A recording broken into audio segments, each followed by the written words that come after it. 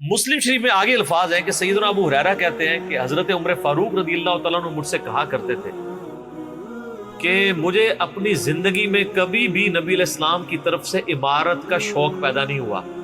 یعنی وہ کہتے تھے میری ایک یعنی زندگی میں جو عمارت والا معاملہ ہے میں اس سے دور ہی بھاگتا ہوں. آپ کو پتا ہے نا حضرت ابوبکر کا بھی جب یہ مشورہ شروع کیا تو حضرت عمر نے سب سے پہلے کہا کہ جی مجھے تو ہم معافی رکھیں, باقیوں میں سے کوئی مشورہ کر لے, میں جو بھی مسلمان راضی ہو جائیں گے. حضرت ابوبکر نے بھی سب سے مشورہ کیا, حضرت عمر سے نہیں کیا. اور سب سے مشورہ کیا کہ اس کو کر دوں, تو سب نے کہا ٹھیک ہے. جب اناؤنسمنٹ کی تو حضرت عمر نے کہا کہ ابھی آپ نے مجھ سے مشورہ, ان کا مجھے پتا تھا تم نے تو ماننا ہی نہیں ہے, بس اب اس کو مسلمانوں کے مشورے کو قبول کرو. تو حضرت عمر کی ایک طبیعت میں ایک عاجزی والا معاملہ تھا, اور آپ دیکھ لیں کہ یہی عاجزی ہے جو ان کو ایمان کی طرف لے آئی ہے. نبی علیہ السلام کی ترمذی میں دعا ہے نا, اے اللہ عمر ابن حشام اور عمر ابن خطاب میں سے ایک کو اسلام کی دولت دے. ابو جہل کو کیوں نہیں ملی؟ میں آپ کو ایک ہی فرق ایک ہی بندے کی زبانی بتا دیتا ہوں. حضرت عبداللہ ابن مسعود کہتے ہیں, صحیح بخاری میں آتا ہے کہ جب اس مرنے کے قریب تھا, جو دو بچوں نے اس کو قتل کر کے نیچے گرایا, بھی اس کی رمت باقی تھی, تو میں اس کی جب گردن کاٹنے کے لیے اس کے سینے پہ چڑھا تو مجھے کہنے لگا کہ تم ایک یعنی کم ذات کے آدمی نے ایک بہت بڑی سواری کے اوپر سوار ہوا ہے, اور میری گردن کو نیچے سے کاٹنا تاکہ سردار کی گردن نظر آئے. یہ اکڑ آخری وقت میں بھی نہیں جا رہی ہے, ٹھیک ہے. اور دوسری طرف آپ حضرت عمر فاروق رضی اللہ تعالیٰ عنہ کو دیکھیں کہ بلال حبشی کو کہہ رہے ہیں, صحیح بخاری میں حدیث ہے کہ ابو بکر ہمارے سید ہیں جنہوں نے ہمارے سید بلال کو آزاد کروایا. عرب کے بنو عدی کا سردار ایک حبشی کو, یہ آپ امیجن ہی نہیں کر سکتے آج کہ خاندانی وہاں پہ نظام, قریش تو اپنے برابر کسی کو سمجھتے نہیں تھے, سیدنا بلال کہتے. اور ایک دفعہ جب ابو جہل پٹائی کر رہا تھا عبداللہ ابن مسعود کی, دھکا مار کے چلا گیا. یہ سب کچھ عمر سیریز میں فلمایا قطر والا. تو وہ اب وہ نیچے گرے پڑے ہوئے ہیں, حضرت عمر وہاں سے گزر رہے ہوتے ہیں, ابھی اسلام نہیں قبول کیا. تو وہ ہاتھ پکڑ کے اسے اٹھاتے ہیں, تو عبداللہ بن مسعود کی زبان سے نکل جاتا ہے کہ واللہ تم ان دونوں میں سے بہتر.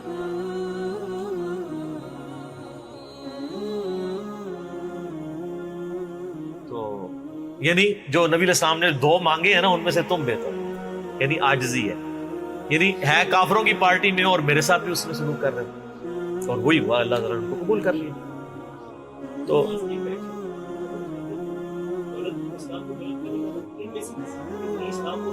ہاں یہ بھی, یہ دو علیحدہ حدیث ہیں, دو علیحدہ, ترمذی میں دونوں روایتیں.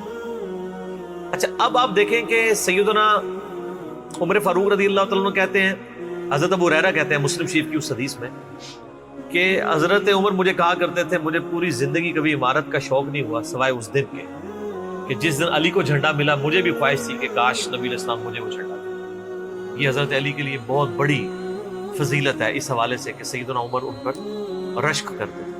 باقی ایک سنن کبریٰ البیہقی میں من گھڑت روایت ہے کہ حضرت عمر کہا کرتے تھے, وہ جو ایک بڑی مشہور بیان کر رہے ہوتے ہیں کہ جی وہ ستاروں کے برابر کس کی نیکی ہیں. حضرت عائشہ نے پوچھا ان کا بھی تیرے باپ کی ہیں, تو حضرت عمر کی ہیں, تو پوچھا کہ میرے باپ کی, ان کا بھی ان کی تو ایک نیکی جو ہے وہ غار ثور کی سب پہ بھاری ہے. اس حدیث کو شیخ البانی نے, شیخ زبیلی زئی صاحب نے, دونوں نے لکھا ہے یہ موضوع حدیث ہے, وضع کی گئی حدیث ہے, لیکن یہ ہمارے مسلمانوں کے بچے کو یاد ہے. جعلی حدیث ہے, ضعیف نہیں سر, گھڑی ہوئی حدیث ہے. اور جو مسلم شریف کی حدیث تھی وہ ہم نے آگے ایکسپلور کیا کہ حضرت عمر کہتے تھے مجھے علی پر رشک کہ مجھے وہ جھنڈا نہیں ملا اور علی کو.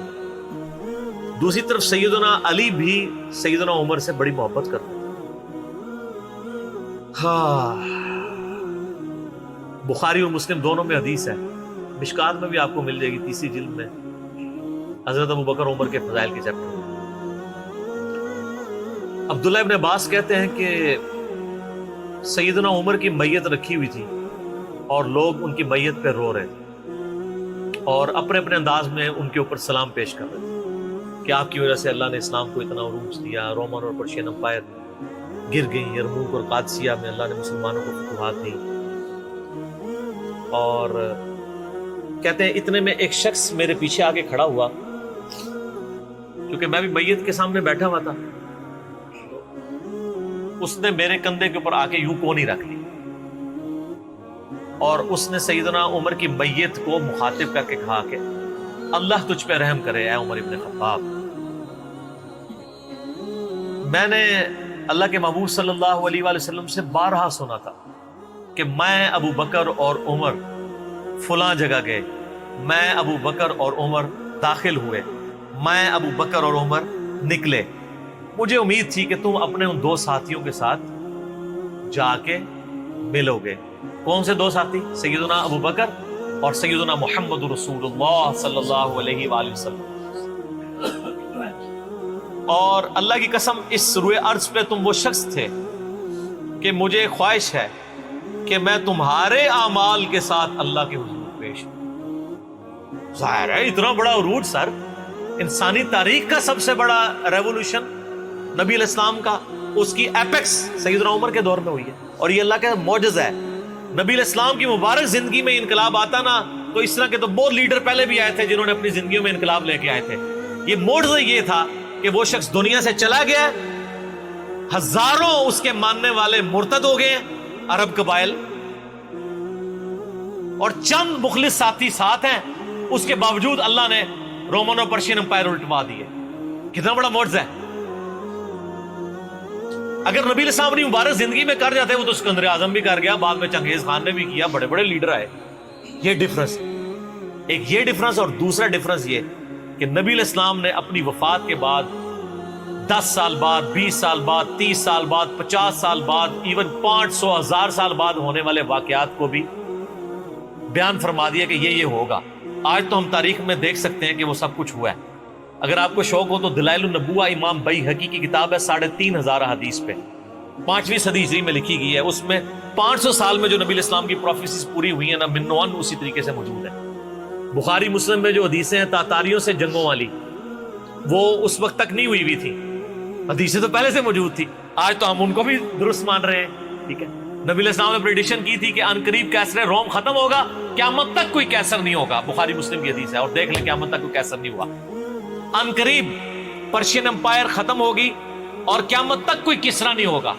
آج دیکھ لیں 1400 سال ہو گئے ہیں سر۔ یہ اسی طریقے سے ہے کہ میں کہوں کہ ان قریب امریکہ اور رشیا ختم ہو جائیں گے ود ان فیو ایئرس، اور قیامت تک کبھی ان کو پاورز نہیں ملیں گے جو کہ ابھی پاور ہیں اور جن کی صدیوں سے چل رہی ہیں، اور وہ پھر پاور بھی ان لوگوں کے ہاتھوں ہوئی ہے کہ جن کے پاس اسلحہ بھی نہیں تھا ان کے ساتھ لڑنے کے لیے، مین پاور بھی نہیں تھی ان کے لیول کی، الٹوا دی اللہ تعالیٰ نے۔ تو سیدنا علی نے کہا کہ یعنی ابن عباس کہتے ہیں کہ حضرت عمر فاروق رضی اللہ تعالیٰ عنہ کی میت پہ یعنی یہ کلام وہ جو شخص میرے یعنی کندھے پہ کونی رکھ کے کر رہا تھا نا، تو میں نے جب اس کو مڑ کے دیکھا تو وہ علی بن ابی طالب تھے جو سیدنا عمر کے بارے میں یہ کلمات کہتے تھے۔ تو یعنی ان لوگوں کی للہ یہ تھی کہ وہ تعریف کیا کرتے تھے، کوئی آر محسوس نہیں کیا کرتے۔ اور آپ دیکھیں سیدنا عمر کی بھی کتنی محبت تھی سیدنا علی سے کہ جب کبھی بھی فارن ٹور پہ جاتے تھے اپنی جگہ حضرت علی کو خلیفہ بنا کے جاتے تھے، کیونکہ نبی علیہ السلام جب تبوک پہ گئے تھے تو سیدنا علی کو چھوڑ کے گئے تھے۔ بخاری مسلم میں آتا ہے حضرت علی رو پڑے، پہلا اور آخری موقع تھا کہ جنگ میں نہیں گئے، تو فرمایا تم اس پہ راضی نہیں ہو، تمہاری میرے ساتھ وہی نسبت ہے جو ہارون کی موسیٰ کے ساتھ، مگر میرے بعد کوئی نبی نہیں۔ تو حضرت عمر اس سنت میں عمل کرتے تھے۔ جب بھی وہ جاتے تھے، جب بیت المقدس فتح ہوا، چابیوں کے لیے انہوں نے بلایا، سیدنا علی کو اپنی جگہ چھوڑ کے گئے، اس سنت پہ عمل کیا کرتے۔ اور یہ بات شیعہ کے ہاں بھی ملتی۔ میری ایک شیعہ عالم کے ساتھ ایک دفعہ بحث ہوئی، 2011-12 کی بات ہے، تو مجھے کہنے لگے کہ حضرت عمر جو ہے نا حضرت علی کو خلیفہ بنانے میں مخلص نہیں تھے، اسی لیے انہوں نے 6 رکنی کمیٹی بنائی، ان کو چاہیے تھا ڈائریکٹ حضرت عمر حضرت علی کو نامزد کرتے۔ تو میں نے کہا اس کے پیچھے ریزن کیا ہے، وہ تو حضرت عمر نے خود بتائی ہے، بخاری مسلم دونوں میں حدیث ہے۔ ابن عمر کہتے ہیں جب حضرت عمر کو زخم لگا اور اب ہمیں یقین ہو گیا کہ وہ جانور نہیں ہوں گے، کھاتے تھے تو انتڑیاں کٹ چکی تھی، یہیں سے وہ سب کچھ نکل جاتا تھا، تو ہم نے عرض کیا کہ اپنا خلیفہ کسی کو نامزد کر دیں۔ تو انہوں نے کہا اگر میں اپنا خلیفہ کسی کو نامزد کرتا ہوں تو میں اس کی سنت پہ عمل کرتا ہوں جو مجھ سے بہتر ہے، ابو بکر، اور اگر میں نہیں کرتا تو میں اس کی سنت پہ عمل کروں گا جو ان سے بھی بہتر ہے، یعنی رسول اللہ صلی اللہ علیہ وسلم۔ ابن عمر کہتے ہیں جب میں نے حضرت عمر کی یہ بات سنی نا تو مجھے سمجھ آ گئی کہ اب حضرت عمر کسی کو نہیں بنائیں گے، کیونکہ وہ ہمیشہ ہر معاملے میں نبی علیہ السلام کی سنت کو پرائورٹی دیتے تھے.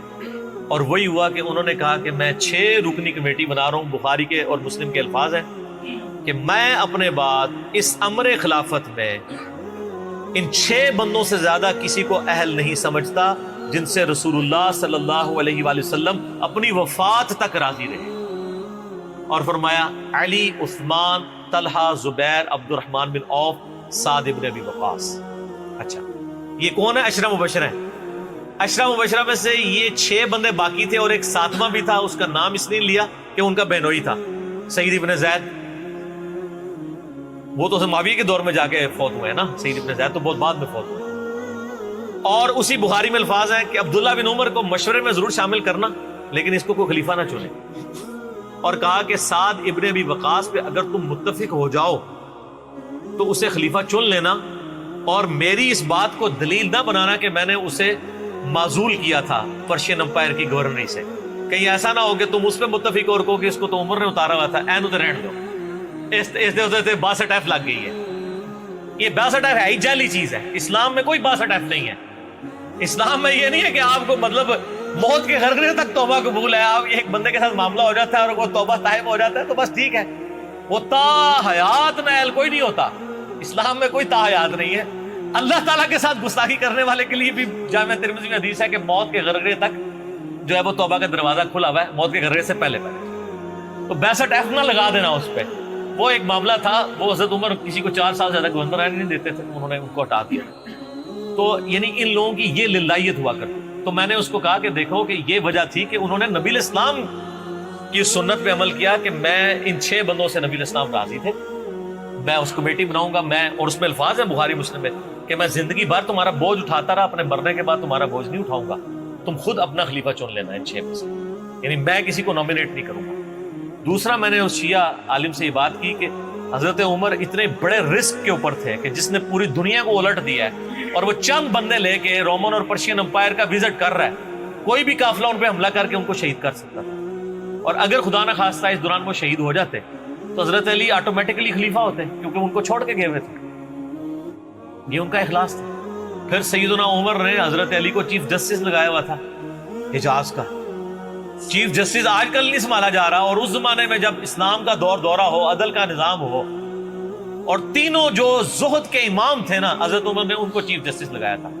رومن امپائر گری، اصحاب صفہ میں سے ابو درداء کو لگایا، سب سے غریب ترین صحابی. یہ ان کا کرائیٹیریا تھا. ابو سفیان، بڑے بڑے لوگ جو اینڈ پہ مسلمان ہوئے، یہ لائنیں بنا کے کھڑے رہتے تھے. حضرت عمر ان کو نہیں ملتے تھے جب تک باقیوں سے فارغ نہ ہو جائے. وہ کہتے تھے ہم سردار. ان کا نہیں، تم اسلام میں بعد میں آئے ہو. اور وہ مہاجرین کے وظیفے اور اصحاب بدر کے وظیفے انہوں نے باقیوں سے ڈبل لگائے ہوئے تھے کہ انہوں نے برے وقت میں اسلام کا ساتھ. اور پرشین امپائر گری، عبداللہ ابن مسعود، زہد ترین صحابی، زہد کے امام، ان کو وہاں پہ چیف جسٹس لگایا. اور حجاز کے اندر سیدنا علی کو لگایا. اور اس سے بھی بڑھ کے سیدنا علی ابن ابی طالب کی ایک بیٹی ہے ام کلثوم، سیدہ فاطمہ سے ان کا رشتہ مانگا سیدنا عمر کہ میرا اہل بیت رسول کے ساتھ رشتہ بنا. صحیح بخاری میں بھی اس کا ذکر اشارتاً موجود ہے ام کلثوم کا. شیعہ اور سنی دونوں کے ہاں ان کی کتابیں تو مانتی ہیں، بابے نہ مانے تو علیحدہ بات ہے. کتابوں میں موجود ہے کہ سیدنا عمر فاروق کی بیوی تھی ام کلثوم، اور سلام اللہ علیہا. اس کی وجہ سے یعنی انہوں نے ایک فخر محسوس کیا کہ میرا اہل بیت کے ساتھ ایک رشتہ داری والا معاملہ ہو جائے. تو سیدنا عمر اس طرح کے معاملات کے اندر اہل بیت کے ساتھ بہت حسن سلوک والا معاملہ کیا کرتے تھے.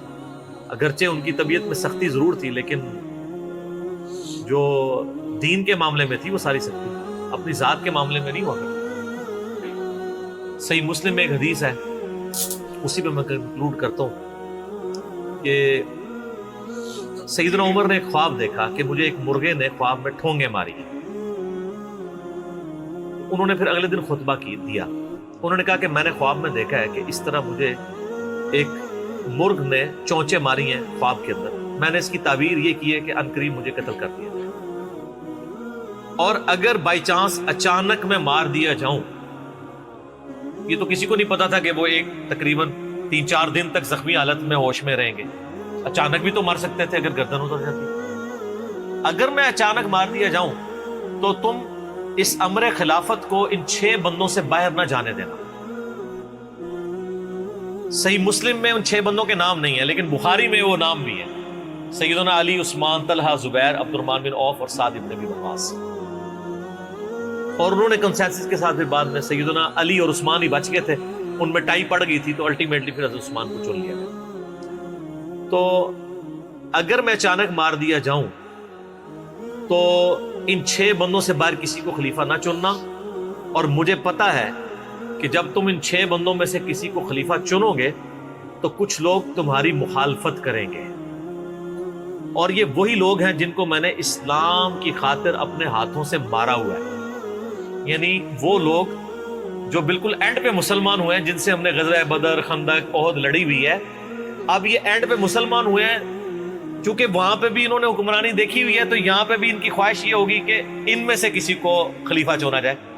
تو جب تم دیکھو کہ ایسے لوگ اس خلافت کے دشمن ہیں، ان 6 میں سے کسی بندے کی خلافت کی مخالفت کر رہے ہیں، تو تم سمجھ لینا کہ یہ لوگ اللہ کے دشمن، اور دوسرے الفاظ تو بڑے سخت ہیں، کافر ہیں. اب اس کی انجینئرنگ میں نہیں کرتا، وہ پھر کسی اور طرف بات چلی جائے گی. آپ میرا ریسرچ پیپر واقعہ کربلا کا حقیقی پس منظر 72 صحیح الاسناد احادیث کی روشنی میں، جس میں میں نے 200 روایتیں اکثر بخاری مسلم سے پیش کی ہیں، اس کے سٹارٹ میں نے حدیث لکھ کے پھر لکھا ہے کہ اب آئندہ صفحات میں آپ کو پتہ چلے گا کہ سیدنا عمر اسلام کا دشمن کن لوگوں کو سمجھتے تھے. اور یہی الفاظ صحیح بخاری میں عبداللہ بن عمر نے بھی استعمال کیے تھے. کس کے بارے میں کیے تھے وہ ہمارا اب ریسرچ پیپر. ٹھیک ہے.